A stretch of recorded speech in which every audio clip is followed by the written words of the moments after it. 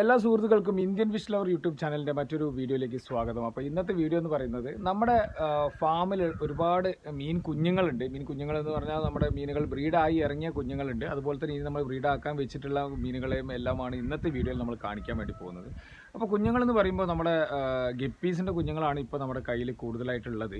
അപ്പോൾ അത് ഓരോ സ്റ്റെപ്പ് ബൈ സ്റ്റെപ്പായിട്ട് അതുപോലെ തന്നെ ഏതൊക്കെ മീനുകളാണ് ബ്രീഡായ കുഞ്ഞുങ്ങൾ, അവരുടെ എത്ര ദിവസം പ്രായമായിട്ടുണ്ട്, ഇങ്ങനെയുള്ള കാര്യങ്ങളൊക്കെയാണ് ഇന്നത്തെ വീഡിയോയിൽ നിങ്ങൾക്ക് വേണ്ടി കാണിക്കാൻ വേണ്ടി പോകുന്നത്. അപ്പോൾ നിങ്ങൾ ഈ വീഡിയോ അല്ലെങ്കിൽ ഈ ചാനൽ ആദ്യമായിട്ടാണ് കാണുന്നതെങ്കിൽ ലൈക്ക് ചെയ്യാനും അതുപോലെ തന്നെ നിങ്ങൾ സബ്സ്ക്രൈബ് ചെയ്തിട്ടില്ലെങ്കിൽ സബ്സ്ക്രൈബ് ചെയ്ത് സപ്പോർട്ട് ചെയ്യാനും മറക്കാതിരിക്കാം. അപ്പോൾ നമുക്ക് നേരെ വീഡിയോയിലേക്ക് പോകാം.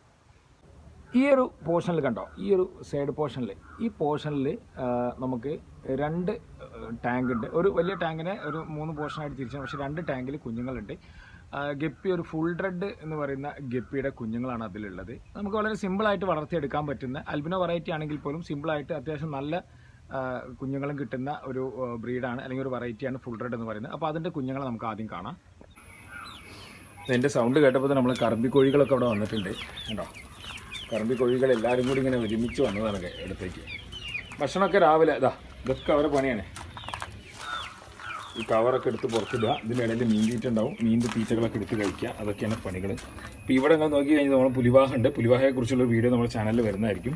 അപ്പോൾ ആദ്യം തന്നെ നമുക്ക് ഇതിലേക്ക് നോക്കാം. ഇതിൽ നോക്കിക്കഴിഞ്ഞാൽ നമുക്ക് കാണാൻ കഴിയും, ഇതിൽ ഫുൾ റെഡിൻ്റെ കുഞ്ഞുങ്ങളാണ്. അത്യാവശ്യം നല്ല ക്വാണ്ടിറ്റി കുഞ്ഞുങ്ങൾ ഇതിലുണ്ട്.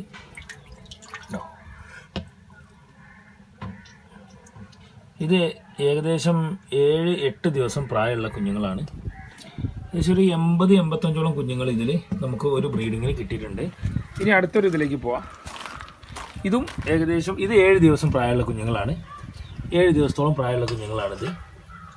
അപ്പോൾ ഇതിന് നമ്മൾ ഇന്ന് ഫീഡ് കൊടുത്തിട്ടില്ല. ഇന്നിപ്പോൾ നമുക്ക് മൊയിനെ ഫീഡ് ചെയ്യണം. മൊയിൻ നമ്മുടെ അടുത്ത് കുറച്ച് കുറവാണ്, അപ്പോൾ ക്രാഷ് ആയിട്ടുണ്ട്. അപ്പോൾ അതൊക്കെ റീസെറ്റ് ചെയ്ത് ഒന്ന് സെറ്റാക്കി എടുക്കാനുണ്ടെന്ന്.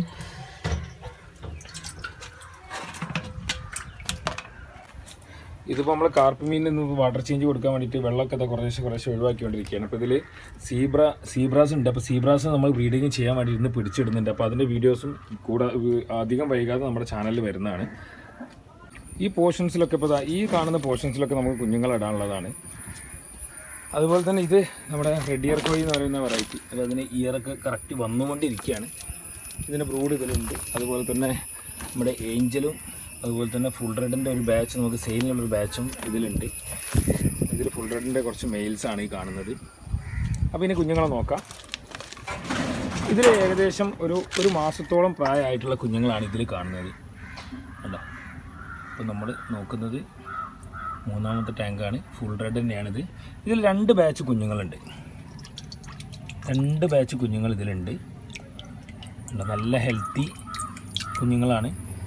എല്ലാം നല്ല ഹെൽത്തി കുഞ്ഞുങ്ങളാണ്. നമ്മളിങ്ങനെ ഫുഡ് കൊടുക്കാൻ വേണ്ടി വരുന്ന സമയത്ത് മുകളിലേക്ക് വരുന്ന പോലെ വരികയാണ്.